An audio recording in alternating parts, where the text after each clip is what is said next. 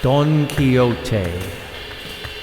Don Quixote, the full title being The Ingenious Gentleman Don Quixote of La Mancha, is a Spanish novel by Miguel de Cervantes.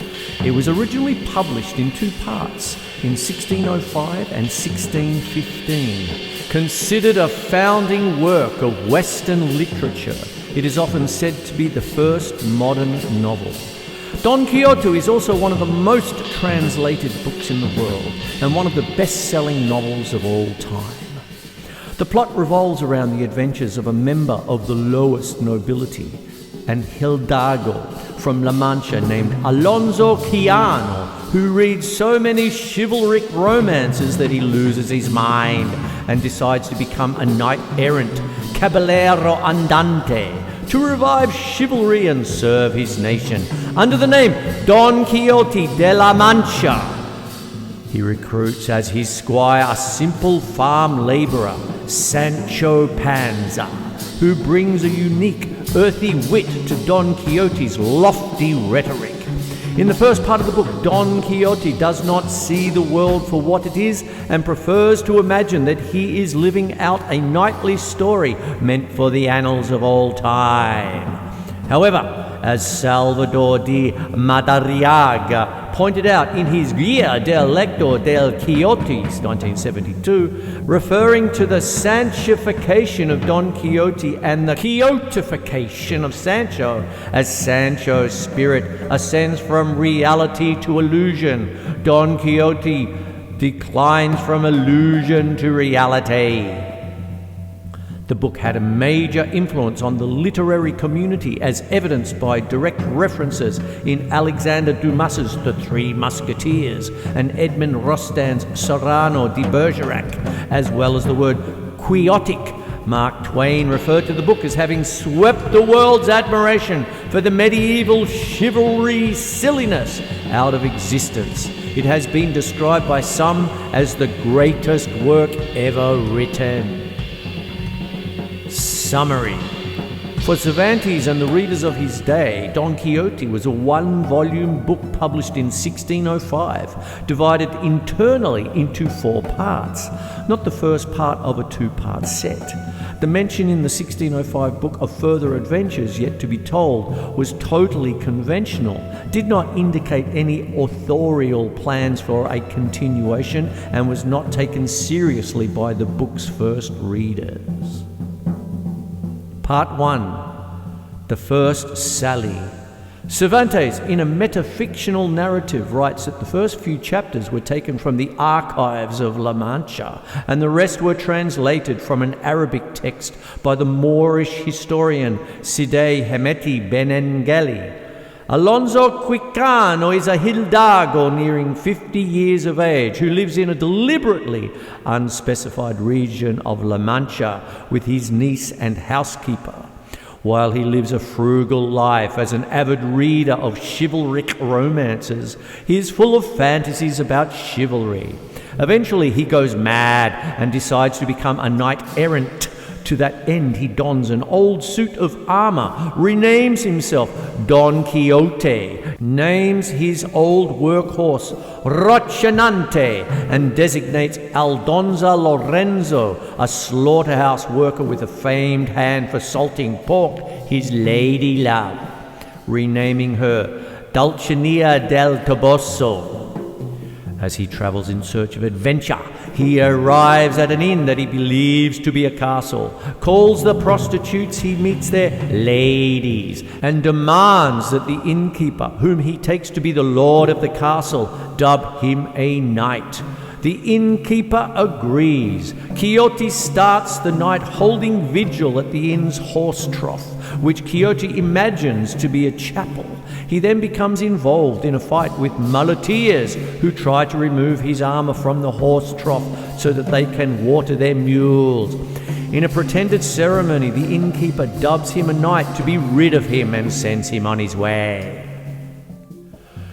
Quixote encounters a servant named Andres, who is tied to a tree and beaten by his master over disputed wages. Quixote orders the master to stop beating Andre and untie him and make the master swear to treat Andre fairly. However, the beating is resumed and redoubled as soon as Quixote leaves. Quixote then encounters traders from Toledo. He demands that they agree that Dulcinea del Toboso is the most beautiful woman in the world. One of them demands to see her picture so that he can decide for himself. Enraged, Quixote charges at them, but his horse stumbles, causing him to fall. One of the traders beats up Quixote, who is left at the side of the road until a neighboring peasant brings him back home. While Quixote lies unconscious in his bed, his niece, the housekeeper, the parish curate, and the local barber burn most of his chivalric and other books. They seal up the room which contained the library, later telling Quixote that it was done by a wizard.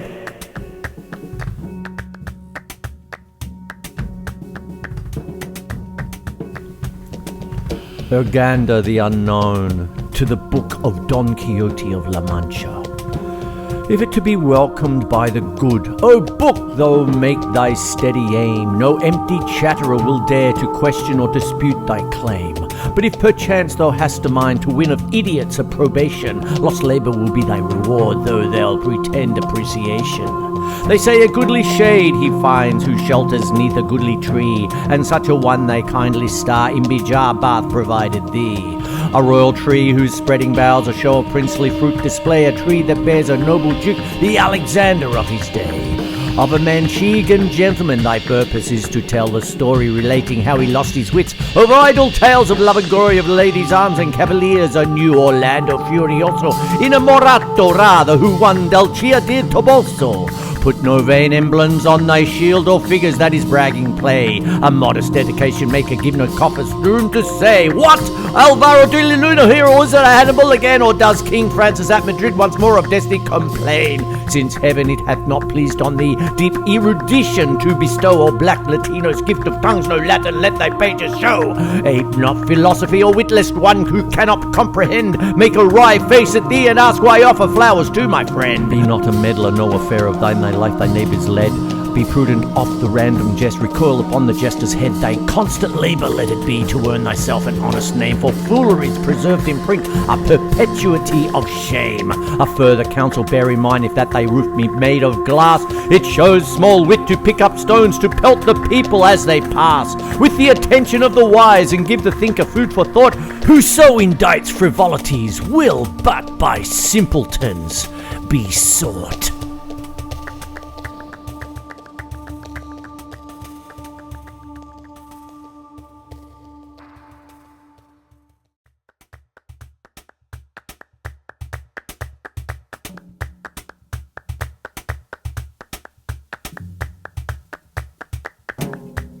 The second sally. Don Quixote asks his neighbour, the poor farm labourer, Sancho Panza, to be his squire, promising him a petty governorship. Sancho agrees and they sneak away at dawn. Their adventures together begin with Quixote's attack on some windmills, which he believes to be ferocious giants. They next encounter two Benedictine friars and nearby an unrelated lady in a carriage. Quixote takes the friars to be enchanters who are holding the lady captive, knocks one of them from his horse and is challenged by an armed Basque travelling with the company. The combat ends with the lady leaving her carriage and commanding those travelling with her to surrender to Quixote. After a friendly encounter with some goat herds and a less friendly one with some Yangusan porters driving Galician ponies, Quixote and Sancho return to the castle, the inn, where a mix-up involving a servant girl's romantic rendezvous with another guest results in a brawl. Quixote explains to Sancho that the castle is enchanted. They decide to leave, but Quixote, following the example of the fictional knights, leaves without paying. Sancho ends up wrapped in a blanket and tossed in the air by several mischievous guests at the inn before he manages to follow. After further adventures involving a dead body, a barber's basin that Quixote imagines as the legendary helmet of Mambrino, and a group of galley slaves, they wander into the Sierra Morena. There they encounter the dejected and mostly mad Cardenio, who relates his story. Quixote decides to imitate Cardenio and live like a hermit. He sends Sancho to deliver a letter to Dulcinea, but instead Sancho finds the barber and priest from his village. They make a plan to trick Quixote into coming home, recruiting Dorotea, a woman they discover in the forest, to pose as the Princess Micomicona, a damsel in distress. The plan works and Quixote and the group return to the inn, though Quixote is now convinced, thanks to a lie told by Sancho when asked about the letter, that Dulcinea wants to see him. At the inn, several other plots intersect and are resolved. Meanwhile, a sleepwalking Quixote does battle with some wineskins, which he takes to be the giant who stole the Princess Micromicona's kingdom.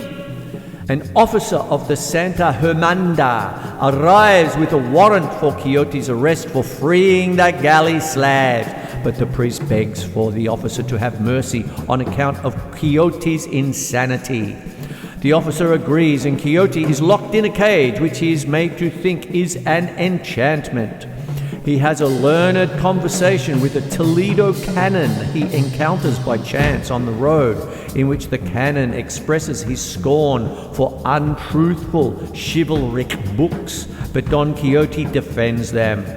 The group stops to eat and lets Quixote out of the cage. He gets into a fight with a goat herd and with a group of pilgrims who beat him into submission before he is finally brought home.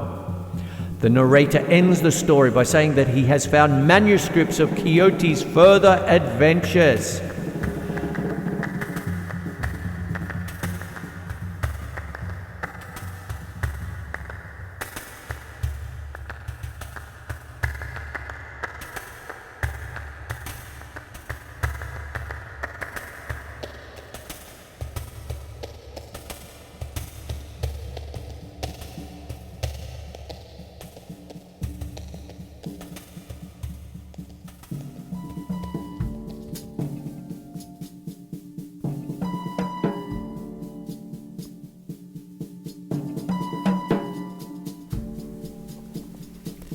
Destiny guides our fortunes more favorably than we could have expected. Look there, Sancho Panza, my friend, and see those 30 or so wild giants with whom I intend to do battle and kill each and all of them, so with their stolen booty we can begin to enrich ourselves. This is noble, righteous warfare, for it is wonderfully useful to God to have such an evil race wiped from the face of the earth. What giants? asked Sancho Panza. The ones you can see over there, answered his master, with the huge arms, some of which are very nearly 2 leagues long. Now look, your grace, said Sancho, what you see over there aren't giants, but windmills, and what seems to be arms are just their sails that go around in the wind and turn the millstone. Obviously, replied Don Quixote. You don't know much about adventures.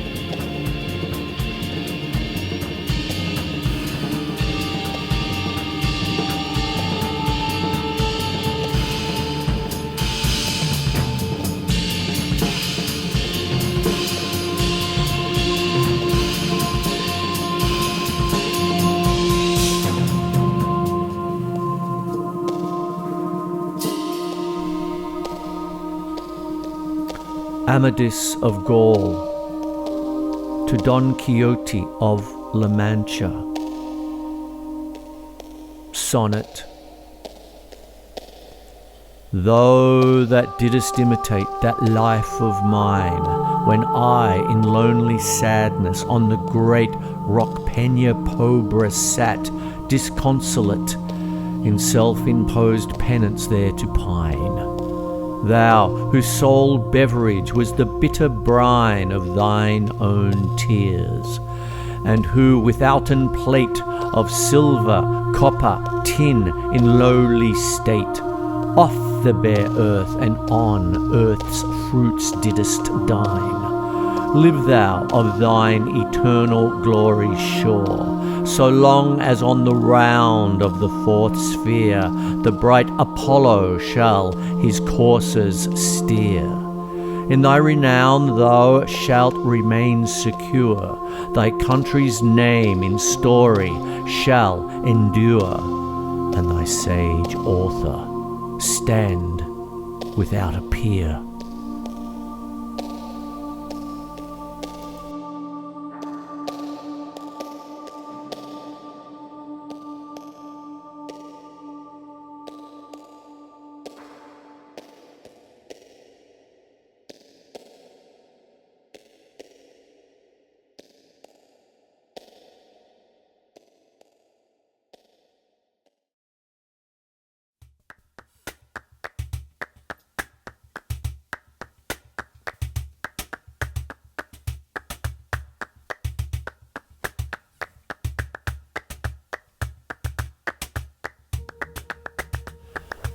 Part 2.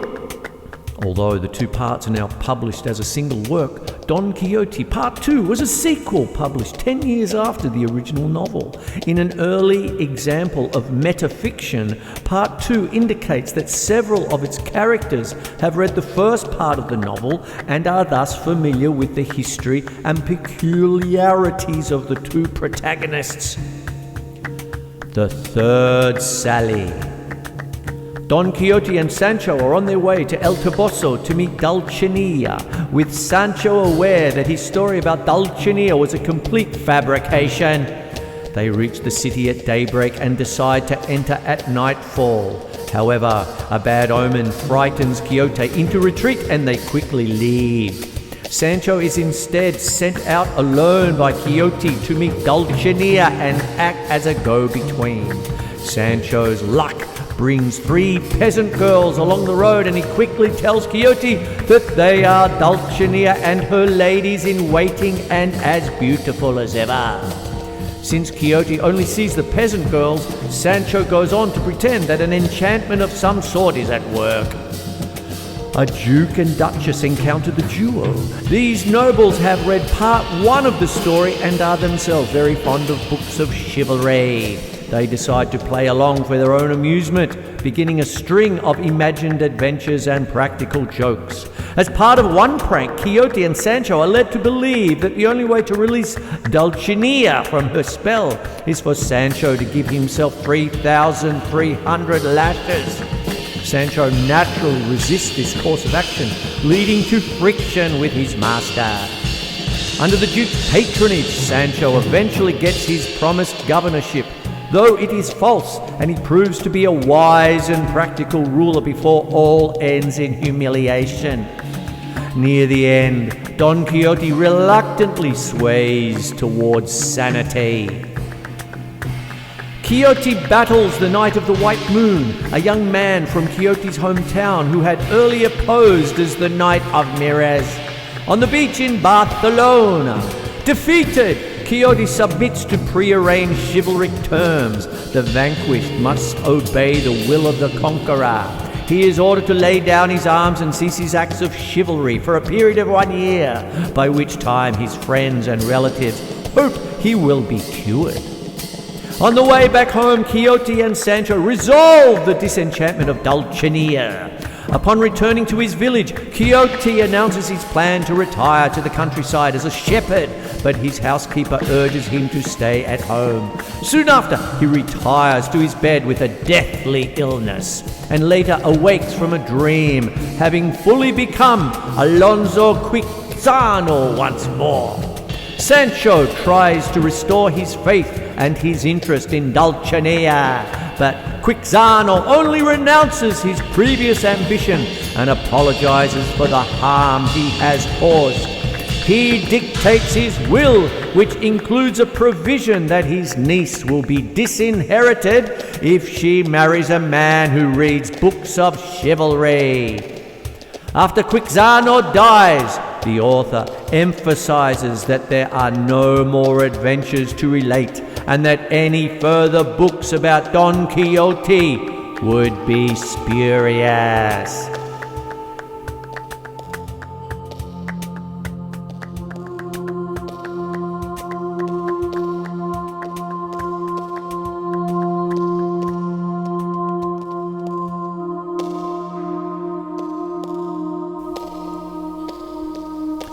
I was born free, and that I might live in freedom I chose the solitude of the fields.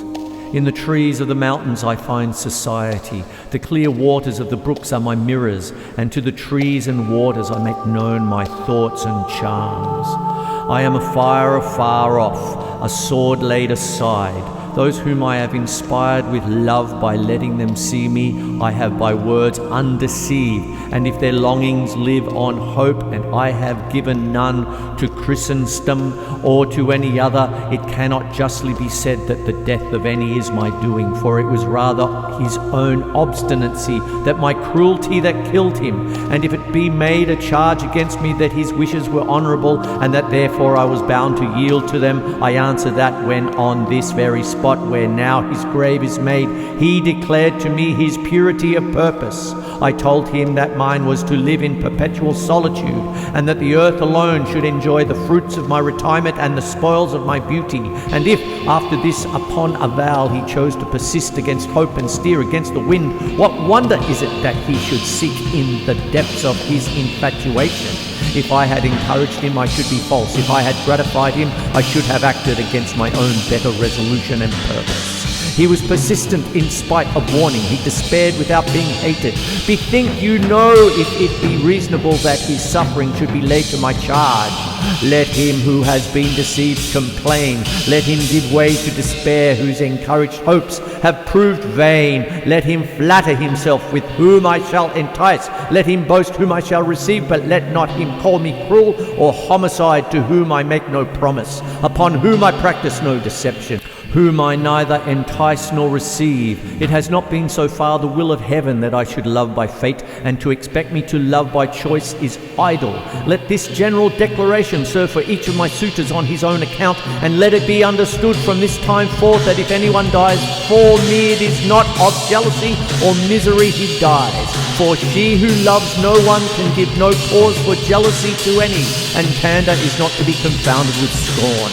Let him who calls me wild beast and basilisk leave me alone as something noxious and evil. Let him who calls me ungrateful withhold his service. Who calls me wayward, seek not my acquaintance. Who calls me cruel, pursue me not. For this wild beast, this basilisk, this ungrateful, cruel, wayward being has no kind of desire to seek, serve, know, or follow them. If Chrysostom's impatience and violent passion killed him, why should my modest behaviour and circumspection be blamed? If I preserve my purity in the society of the trees, why should he who have me preserve it among men seek to rob me of it? I have, as you know, wealth of my own, and I covet not that of others. My taste is for freedom, and I have no relish for constraint. I neither love nor hate anyone. I do not deceive this one or court that, or trifle with one or play with another.